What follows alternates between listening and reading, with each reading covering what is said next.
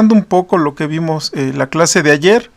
Entonces ya estábamos examinando un pequeño código en lenguaje ensamblador, en donde pues este programa o el programa que resulta de ensamblar este código fuente, pues va a poder ser ejecutado en algún microcontrolador. En este caso, con la herramienta que nosotros estamos utilizando, que es Atmel Studio, nosotros podemos seleccionar cualquier controlador dentro de la familia Atmel, ¿sí? Pero bueno, en este caso seleccionamos el controlador ATmega 8, digamos es uno de los microcontroladores relativamente más sencillos de esta familia. Permite hacer muchas cosas, entonces es una buena, digamos una buena opción para empezar, ¿no? Entonces, si ustedes recordarán, por ahí creamos un proyecto, le indicamos qué tipo de controlador íbamos a utilizar, ¿sí? Y pues bueno, recuerden que al momento que ustedes crean su proyecto, pues por ahí les genera un archivo main.asm, donde ustedes pueden colocar o empezar a escribir su código, ¿no? Sin embargo, nosotros lo modificamos ligeramente. ¿Por qué? Porque bueno, pues colocamos como primera línea, ¿sí? Nuestro archivo de definición. Dentro de este archivo de definición pues existen básicamente la declaración de algunas constantes, la declaración de algunos parámetros por ahí que se utilizan a lo largo del lenguaje ensamblador, ¿no? Que nosotros vamos a utilizar, ¿no? Algo que no se les debe de olvidar es que ese archivo include depende específicamente del tipo de microcontrolador que ustedes utilicen. En este caso estoy utilizando el ATmega 8, por lo tanto le corresponde el M8Def, ¿no? Si ustedes utilizaran cualquier otro microcontrolador, bueno, pues tienen que buscar el archivo de definición que le corresponda, ¿no? Por ejemplo, para el ATmega 2560, que es el que viene en las tarjetas Arduino Mega, pues le correspondería el M2560, ¿no? Si es que ustedes quieren ejecutar el programa en ese microcontrolador, ¿no? Después viene un comando .org, ¿sale?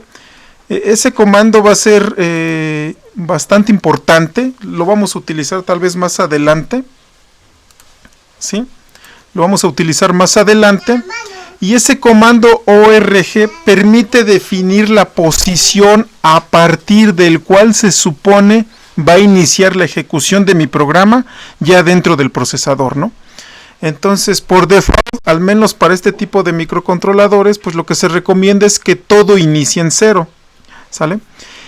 Ahorita vamos a ver o vamos a adentrarnos un poquito más en esto de .org, ya que empecemos a ver esto de la declaración de los procedimientos, ¿no? Entonces, pero bueno, ténganlo presente, lo vamos a ver un poquito más adelante, ¿no? Y bueno, recuerden que las siguientes instrucciones son por ahí un pequeño salto, ¿sí? Y después viene la definición de la pila, ¿sí? Recuerden que la pila en la mayoría de los microcontroladores, en lugar de incrementar los índices, decrementa. Por eso es que en este caso nosotros definimos la dirección inicial de la pila, la última dirección de memoria. ¿Por qué? Porque cada que ingresemos elementos a la pila con la instrucción push, lo que va a hacer es ir decrementando, ¿sí? El índice. Por cierto, la pila almacena elementos de 8 bits, ¿sí? Por ahí cuando veamos procesadores Intel o cuando veamos otro tipo de procesadores, vamos a encontrar que la pila almacena no solamente elementos, no almacena elementos de 8 bits, sino puede almacenar elementos de 16 o elementos de 32 bits, ¿no? Nuevamente va a depender del tipo de procesador o de microcontrolador. Pero al menos en este caso, lo que almacena son elementos bytes, es lo que almacena la pila. Y recuerden, se va moviendo hacia atrás, ¿no? Es decir, va decrementando el índice, ¿no?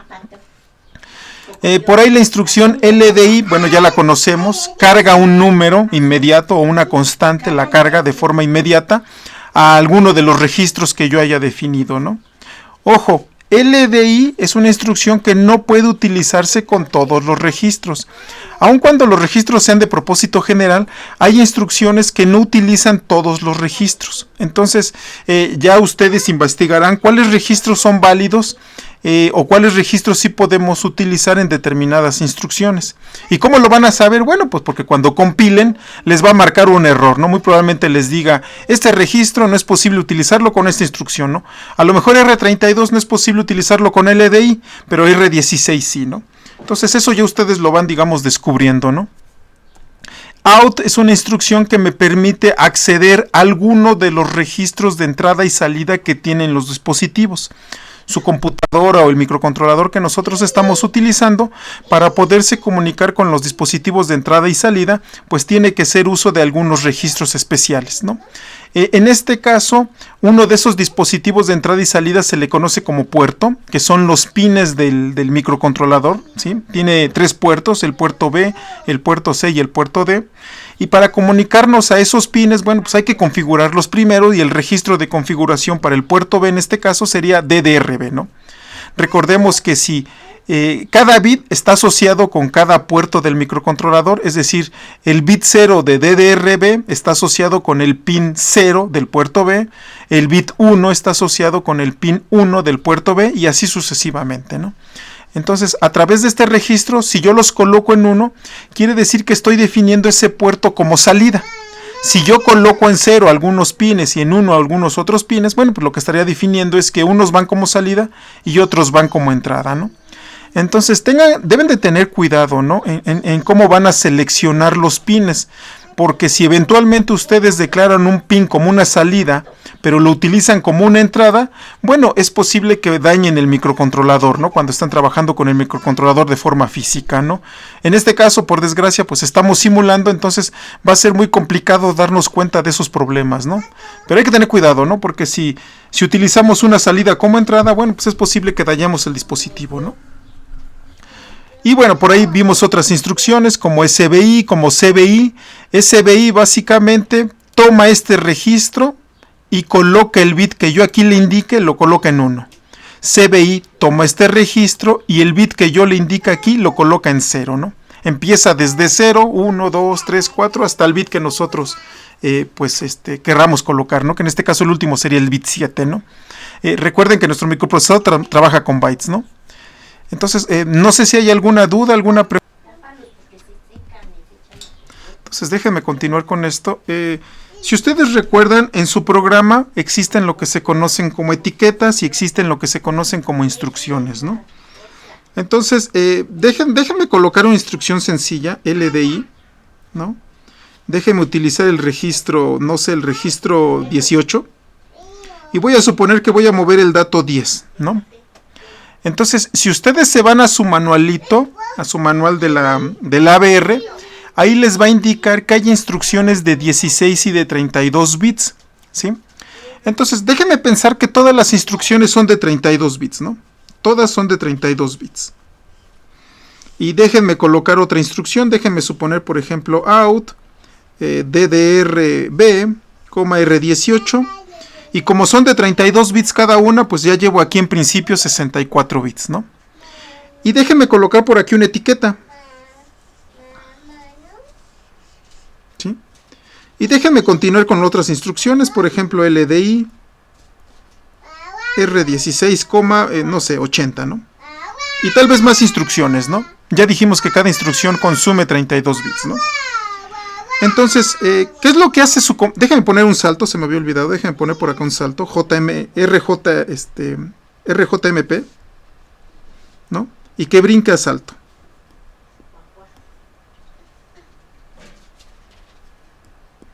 Así sin 2 puntos, ¿no? Y déjenme suponer que lo compilo, ¿no? Si ustedes lo compilan, entonces LDI o esta instrucción la transforma en 32 bits, ¿no? ¿Sí? Sería, digamos, si lo quieren ver así, sería su instrucción que diseñaron en su microcontrolador, ¿no? Así tal cual la instrucción. Nada más que si ustedes recuerdan, creo que su microcontrolador la instrucción era de 19 bits. Aquí va a ser de 32 bits, ¿no? Nada más, ¿no? Después viene la siguiente instrucción, desde luego va a tener sus propios códigos. ¿Sí? Y después viene la siguiente instrucción. Salto no es una instrucción, ¿sí? Más bien es un identificador que almacena, ¿sale? La posición de esta instrucción, ¿sí? Entonces déjeme continuar. La siguiente sería LDI y digamos que tiene este código.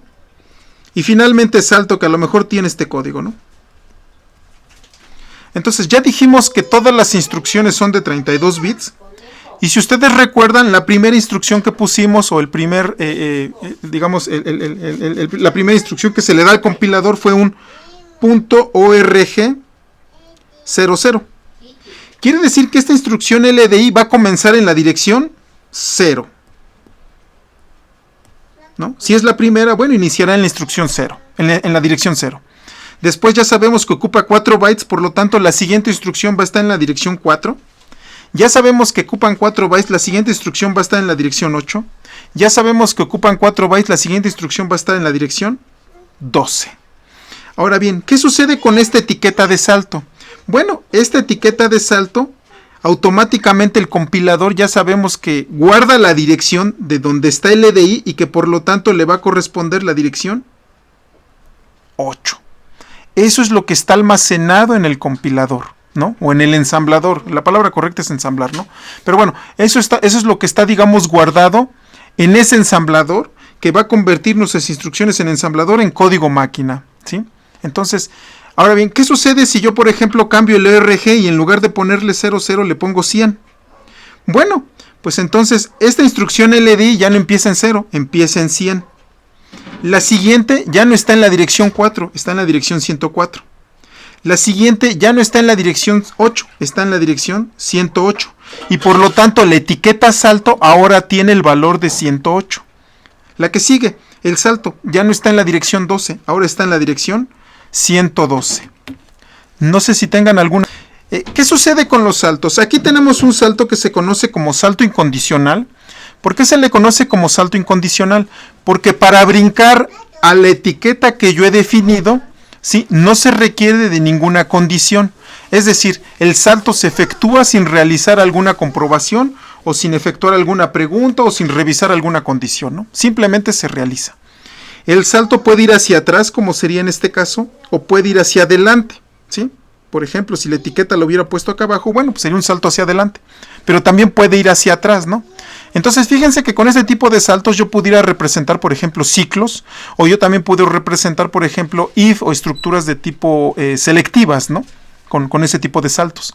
Entonces, noten que en ensamblador no hay estructura if, noten que en ensamblador no hay estructura, digamos, como tal while o for, ¿sí? Yo la puedo construir a través de saltos, ¿no? Esa, digamos, sería como la moraleja, ¿no? En otros procesadores sí hay una especie como de estructura iterativa, ¿sí? Y la vamos a ver, pero digamos que es una estructura iterativa un poquito primitiva, ¿no? No como las que nos puede permitir el ciclo while en C o el for en C, ¿no? También, ¿no? Que digamos que son estructuras un poquito ya más, pues más complejas, ¿no? Más de alto nivel, ¿no? Pero bueno, con los saltos yo puedo brincar de aquí para allá y de allá para acá, ¿no? Es decir, puedo estar viajando a lo largo de mi código para que se ejecuten diversas regiones que existen dentro de mi código, ¿no? Esa es un poquito la idea de los saltos, ¿no? Pero bueno, ya vimos que este es un salto incondicional. Pensemos en que vamos a saltar hacia atrás, ¿no? Entonces lo que hace el ensamblador, compila esta instrucción, ya dijimos que de esta manera, ¿sale? Pero conforme va, digamos, armando el código, mi ensamblador, recuerden que va guardando estos valores, ¿no? En este caso salto, digamos, siguiendo el ejemplo que empezó en ORG 100, digamos que salto vale 108. Entonces cuando encuentre este salto incondicional y dice, oye, tienes que brincar a la dirección 108, porque eso es lo que le estamos diciendo explícitamente, tienes que brincar a la dirección 108, ¿sí? En realidad el salto no se hace al número 108, sino en realidad el salto se determina cuántas instrucciones tengo que brincar hacia atrás o hacia adelante para poder llegar a esa dirección 108. Si se fijan, en este caso este salto simplemente tendría que recorrer o tendría que decrementar 4 bytes para poder caer en la dirección 108. Es decir, el salto en principio está en la dirección 112. Para yo poder brincar a esa etiqueta salto, bueno, pues si cuento serían 4 bytes y entonces podré caer en la dirección o en la dirección que está almacenada en esa etiqueta salto, ¿no? Entonces, si se fijan, tengo que hacer una resta en realidad, ¿no? Si brinco hacia adelante, pensemos en que es hacia adelante y que tenga yo 3 instrucciones. Bueno, entonces si estoy en la 112 y voy a caer en la 116, en la 120 y en la 124, ¿no? Es en la que yo tendría que caer. Bueno, pues entonces tendría que sumar 4 más 4 para caer en la que sigue, ¿no? Que sería la 128, ¿sí? Entonces tendría que yo sumarle a 112, tendría yo que sumarle pues 8 bytes, pero perdón, ¿cuántos serían 3 por 4? 12 bytes, ¿no? Aunque ya no me dio aquí la cuenta, a ver, serían 4, 16, 24, entonces serían más 4, más 4, más 4, 12. Acá, 124, sí, perdón, está bien acá, 124, ¿no? Entonces esta sería 116, esta sería 120, esta de acá 128, perdón, la que sigue sí sería la 128 y son 4 saltos, ¿no? Serían 16, ¿no? Para poder caer en la 128, ¿no? Que es la que corresponde. Perdón, me equivoco un poco. Entonces, bueno, si se fijan, o suma o resta, ¿sí? El hecho de que guarde la dirección en donde está cada una de las etiquetas no significa que va a brincar esa dirección. En lugar de ello, una forma más sencilla es decir, bueno, pues cuántos bytes tengo que brincar hacia atrás o cuántos bytes tengo que brincar hacia adelante. Entonces, siguiendo con este ejemplo, si salto está hacia atrás, bueno, aquí tendría que decrementar 4 bytes. Si salto está hacia adelante, bueno, aquí tendría que incrementar 16 bytes, ¿no? Y recuerden que para hacer incrementos o decrementos se utiliza complemento a 2, ¿no? Entonces, en resumen, los saltos, ya sea condicionales o incondicionales, se resumen a realizar simplemente sumas. Si salto hacia atrás, saco complemento a 2. Si salto hacia adelante, tomo el número tal cual y realizo solamente sumas. No sé si tengan alguna. Entonces, déjenme repetir otra vez. Entonces, fíjense que el ORG o el punto ORG pierde sentido con esta manera de manejar los saltos. ¿Por qué? Porque ya no me estoy fijando en la dirección física. Es decir, por ejemplo, en este caso el salto no se está fijando en si salto vale 108, no se está fijando en si salto vale 8, o no se está fijando en si salto vale algo diferente, ¿no? Realmente estoy manejando, digamos, direcciones relativas.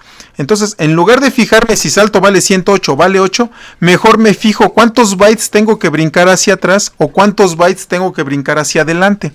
De esa manera me deja de importar en dónde empieza mi programa, si empieza en 0, si empieza en 100, si empieza en 80, si empieza en alguna otra dirección. ¿Sí? Utiliza en lugar de utilizar direcciones físicas como tal, mejor utilizo direcciones relativas en los saltos. Con el código que estábamos viendo ayer, ¿sí? Entonces ahora sí, déjame revisar el procedimiento delay. Que más que un procedimiento alguien va a decir, pues ¿cuál procedimiento, profe? Pues eso es un build salto, ¿no? Y en efecto es un build salto. La única diferencia es que estoy utilizando la instrucción rcall, ¿sí? ¿Qué diferencia hay entre rcall y qué diferencia entre rjmp, ¿no? Entonces, tengo rcall y tengo rjmp, ¿no? Y si se fijan, el RJMP por aquí lo utilicé, ¿sale? Y por aquí estoy utilizando rcall, ¿no? Entonces, ¿cuál es la diferencia entre uno y otro? Rcall guarda la dirección de la siguiente instrucción. ¿En dónde lo guarda? En la pila. Por eso fue importante definir la pila, porque rcall la utiliza. Si ustedes no definen la pila, rcall va a seguir utilizando la pila, pero solamente Dios sabe en qué dirección está inicializada la pila. Entonces, a lo mejor aquí no hay mucho problema, porque tanto datos como códigos están separados en dos memorias completamente diferentes. Pero cuando pasemos al Intel, en donde datos y código están juntos en una sola memoria, pues imagínense que la pila apunta a una dirección en donde hay código que se va a ejecutar o que se está ejecutando. Y ustedes utilizan un rcall y guardan algo en la pila, pues van a afectar ese código, ¿no? ¿Y qué va a suceder? Bueno, pues va a ocurrir un fallo de segmento, o va a ocurrir, por ejemplo, una ventanita azul de Windows, o si es Linux, bueno, pues a lo mejor entra en pánico, ¿no? Eso es lo que va a suceder. Entonces es adecuado que ustedes, pues de alguna manera, pues definan correctamente la dirección en donde está la pila. Así es, rcall es el llamado una subrutina o un procedimiento. Entonces, RJMP simplemente salta, ¿no? Entonces, él salta. Bueno, desde luego, rcall guarda la dirección de la siguiente instrucción en la pila y hace el salto, ¿no? Entonces, RJMP lo único que hace es el salto y no guarda absolutamente nada en la pila, ¿sale? Ahora bien, como rcall guardó en la pila la dirección la dirección siguiente que debe de ejecutar, quiere decir que yo puedo regresar, ¿sí? Y para poder regresar yo tendría que utilizar la instrucción ret, ¿Qué es lo que hace red? Simplemente saca el dato de la pila, es decir, saca la siguiente instrucción que va a ejecutar y brinca esa instrucción para poder continuar con lo que estaba utilizando, ¿no? O para poder continuar con lo que estaba haciendo. Yo con RJMP no puedo utilizar red, ¿sí? Más bien no debo, lo puedo usar, pero no debo. Si yo lo utilizo, pues red va a hacer lo que tiene que hacer, sacar el dato de la pila, ¿sí? Y posicionarse en ese dato que extrajo de la pila. ¿Por qué? Porque se supone que ahí está la siguiente instrucción, ¿sí? ¿Qué va a hacer el programa? Pues quién sabe, ¿no? Puede caer en un error o bueno, puede continuar de forma correcta si es que ustedes han utilizado previamente rcall, ¿no? No sé si está claro. Entonces, rcall siempre va, digamos, junto con red. Y ni modo, RJMP, pues digamos que van solos, ¿no? Déjenme plantear un par de ejemplos, ¿no? Entonces, por ejemplo, rcall, vamos a suponer que vamos a llamar aquí a algún procedimiento que se llama proc1. ¿Sí? Por acá vienen mis demás líneas de código. Y por acá abajo eventualmente pues estará proc1.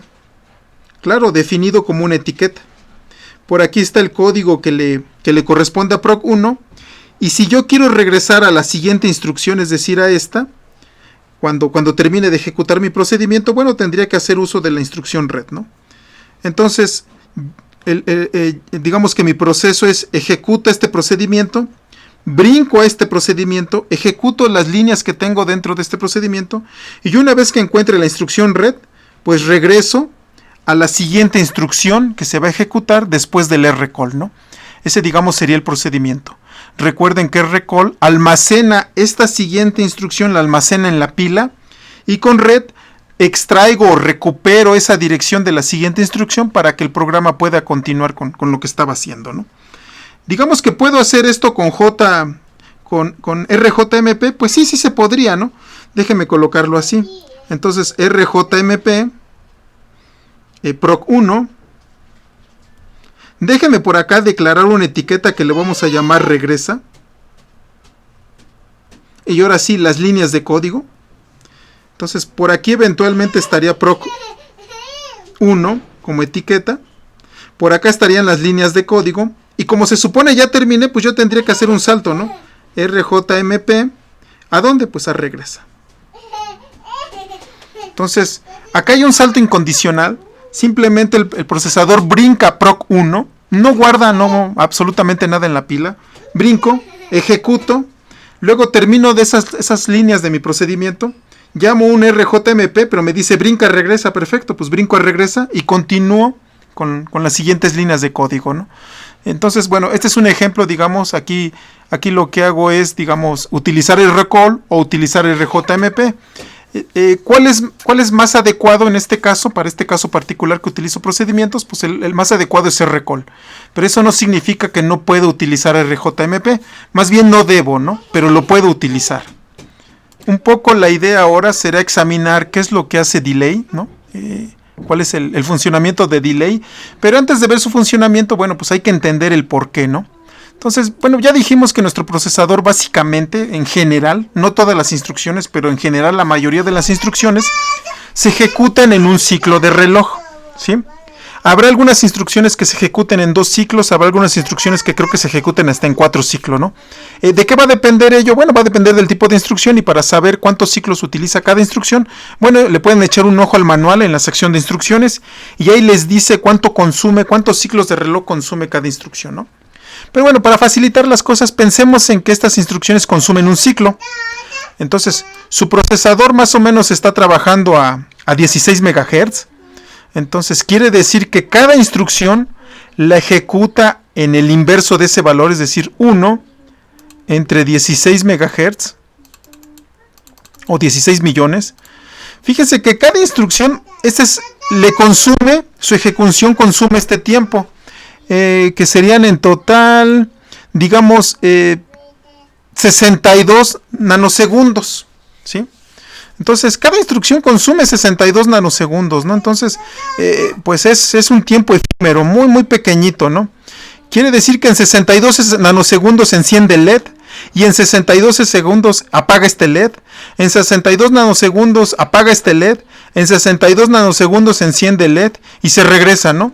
Entonces, si se fijan, cada 62 nanosegundos se está encendiendo y está apagando el LED. ¿Cuál sería el resultado? Pues lo único que veríamos sería básicamente el LED encendido, ¿no?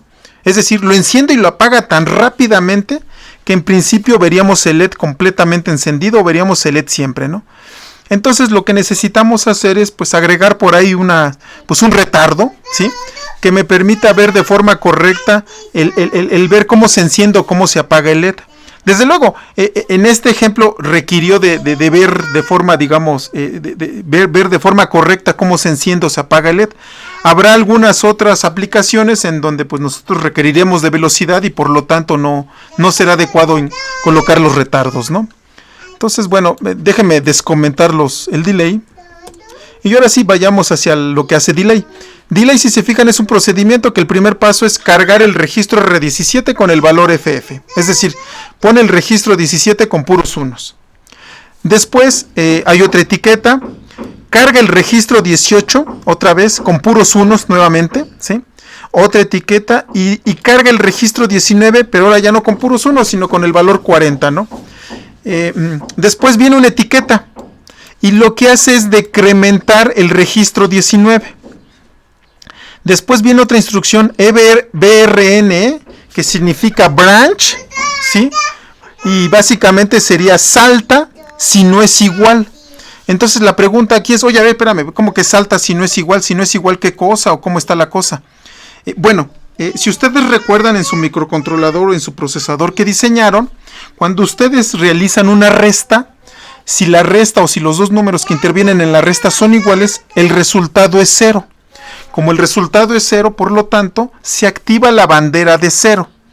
Entonces, la bandera de 0 se va a activar si dos números son iguales, ¿verdad? Cuando ustedes realizan una resta. Bueno, pues algo semejante ocurre aquí. Cuando ustedes decrementan, eventualmente el decremento va a generarles como resultado un 0. Como les genera un 0, la bandera de 0 se activa, ¿sí?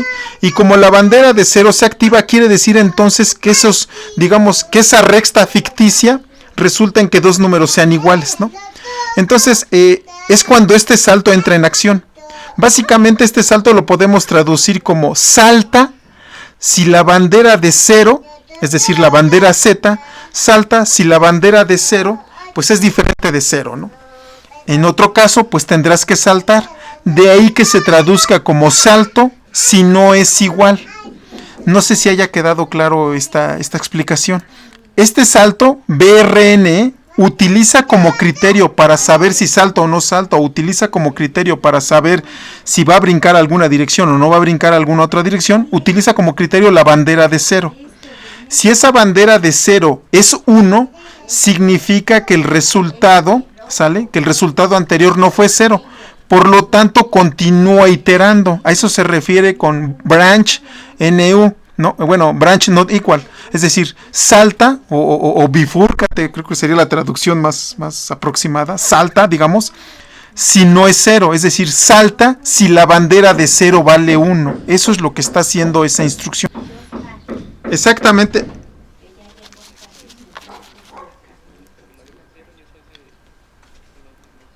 Exactamente, si se fijan, entonces tengo ciclos anidados, ¿sale? Aquí tuve que construir el ciclo tal cual, ¿sí? Lo tuve que construir y se me ocurrió hacerlo con un salto condicional, por cierto, ¿sale? Entonces, aquí tengo una etiqueta loop, decrementa R19 en una unidad y después, si el resultado de haber decrementado R19 es 0, ¿sí? Si es 0, ya no ejecuto, digamos, este salto, continúo con las demás instrucciones.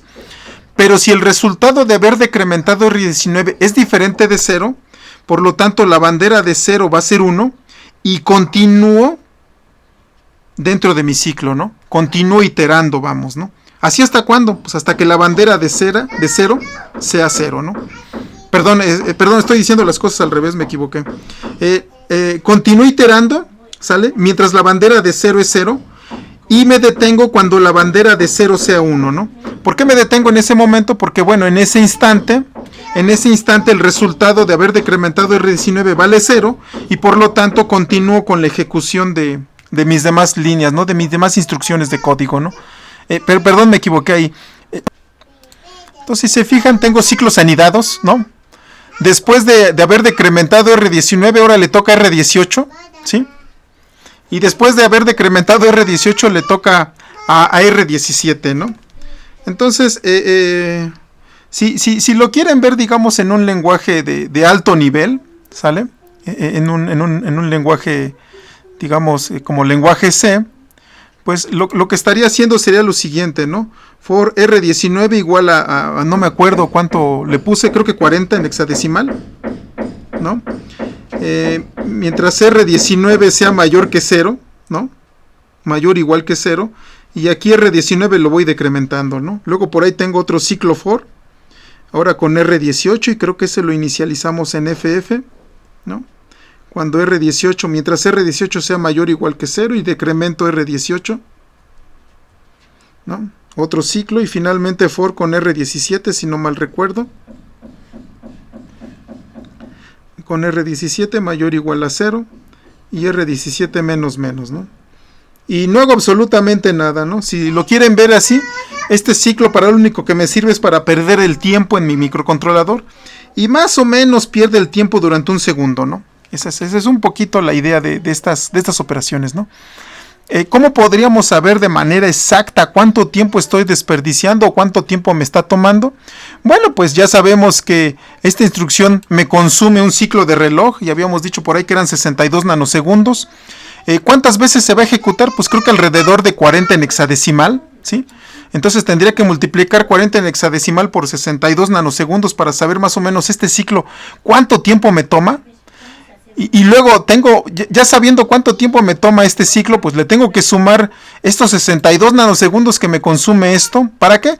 Pues para saber cuánto tiempo me va a ejecutar o cuánto tiempo me va a consumir este ciclo. Y luego, ya que sepa cuánto tiempo me consume este ciclo, bueno, pues tengo que sumarle el tiempo que corresponde a esta instrucción, ¿sí? ¿Para qué? Para saber cuánto tiempo va a consumir, pues todo el ciclo completo, ¿no? De esa manera yo podría más o menos a priori saber cuánto tiempo me va a consumir ejecutar ese ciclo. Y digo que a priori porque va a haber a veces en las que, por ejemplo, esta instrucción me consuma un ciclo o me consuma 2 ciclos de reloj. Va a depender de la condición, o bueno, del resultado de la condición, ¿verdad? Para que pueda yo tomar una decisión. De eso depende muchas veces, ¿no? Entonces, pero bueno, uno podría hacer más o menos un cálculo ahí más o menos tosco y saber así de forma aproximada cuánto tiempo me puede consumir ejecutar toda esa instrucción, ¿no? Ahora bien, tal vez alguien pueda decir, oiga, profe, pero eso puede ser de forma inexacta, ¿no? Y la respuesta es, pues sí, el tiempo que me pueda consumir ese procedimiento generalmente, o bueno, muy probablemente va a ser de forma inexacta, y entonces yo tendría que buscar otras herramientas si es que yo quisiera, digamos, generar tiempos exactos, ¿no? Es decir, que realmente me consuma un segundo, que realmente me consuma 2 segundos o el tiempo que yo le coloque, ¿no? Y para hacer eso, bueno, ni modo, vamos a tener que utilizar interrupciones, y esas, bueno, pues las vamos a ver más adelante, ¿no? Cómo usar interrupciones para, digamos, ser un poquito más precisos o más exactos con los tiempos, ¿no? No sé si tengan alguna duda, alguna pregunta. Entonces, ¿qué sucede con la pila, no? Déjenme. Entonces, ya dijimos que la pila, bueno, ya sabemos que nuestro microcontrolador ATmega, o bueno, nuestro microcontrolador ADMET, pues es de 8 bits, ¿no? Los registros son de 8 bits, por lo tanto la palabra del procesador es de 8 bits, ¿sí? Recuerden que la palabra del procesador está definida por el tamaño de los registros, de la unidad de registros o del bloque de registros, y bueno, pues en este caso son 8 bits, ¿no? Ahora bien, si ustedes recuerdan, dentro de nuestro microprocesador, pues la salida A la utilizábamos para direccionar directamente hacia la memoria de código, ¿no? Perdón, de datos. Y bueno, ni modo, si aquí tenemos 8 bits, pues estamos limitados en cuanto al tamaño de la memoria, ¿no? De ahí que yo les haya sugerido que pusieran una memoria de 256 bytes, ¿no? No podemos hacer más, ¿no? Entonces, para el microcontrolador ATmEG, lo que se les ocurrió fue, bueno, pues ¿qué les parece si 2 registros de 8 bits los unimos en un registro de 16 bits, ¿no? De esa manera nuestra memoria ya crecería de 256 a 65.536 localidades de memoria, ¿no? Lo cual para un microcontrolador pues ya lo hace adecuado para la mayoría de las aplicaciones, ¿no? Pero bueno, ni modo, tuvimos que juntar o pegar dos registros de 8 bits, ¿no? En el microcontrolador Atmel, para acceder a la pila, pegamos dos registros, uno que se conoce como SPH o Stack Pointer High o alto, no sé cómo llamarle, y otro que es el SP o SP Stack Pointer L, low, ¿no? La parte baja, ¿sí? Entonces tengo dos registros de 8 bits que juntos me permiten direccionar 16 bits.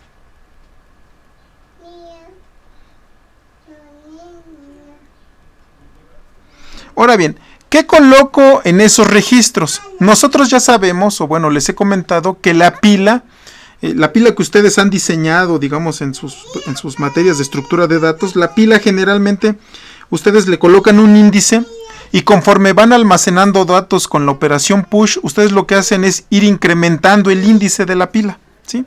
Y en raras ocasiones, bueno, lo decrementan, pero bueno, la mayoría de los casos lo incrementan, ¿no? Sin embargo, la pila en los microcontroladores no funciona incrementándose. La pila en los microcontroladores funciona decrementándose, ¿sí? Entonces, ahora bien, dentro de nuestro microcontrolador no tengo una memoria de 65.536 bytes, sino tengo una memoria, ¿sí? Tengo una memoria de 1 KB o 1024 bytes.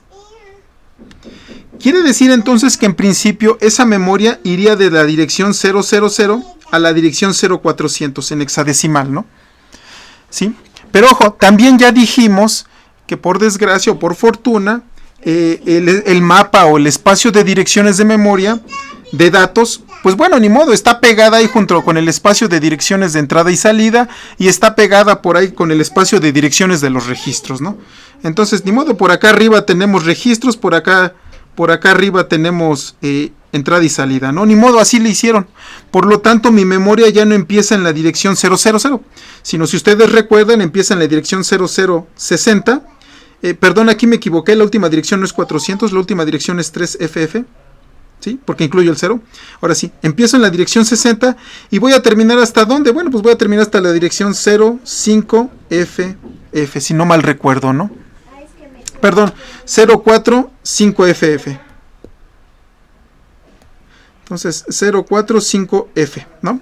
Esa sería la última dirección de memoria, ¿no? Entonces, pues ni modo, ¿no? Entonces, esta, si se fijan, esta dirección, yo no me la tengo que aprender de memoria. De alguna manera, a través de este archivo include, ya viene definida como una constante y se conoce como RAM-end.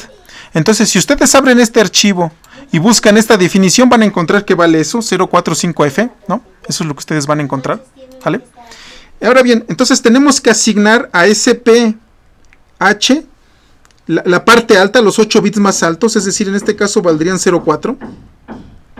Y a la parte baja SPL, pues valdrían los últimos 8 bits, ¿no? 5F. Eso es lo que estamos haciendo. Ahora bien, cuando nosotros introducimos un dato con push, por ejemplo, push R1, ¿sí?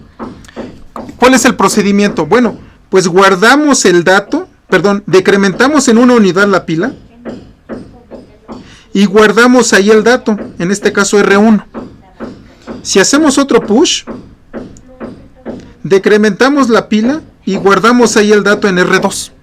Y ese sería, digamos, el procedimiento de la pila. Ojo, vamos decrementando ¿cuáles? Pues vamos decrementando los apuntadores. ¿Qué sucede después cuando hacemos un pop? Por ejemplo, lo voy a guardar en R3, no necesariamente tengo por qué recuperar el resultado y guardarlo en R2, a lo mejor lo puedo guardar en otro registro.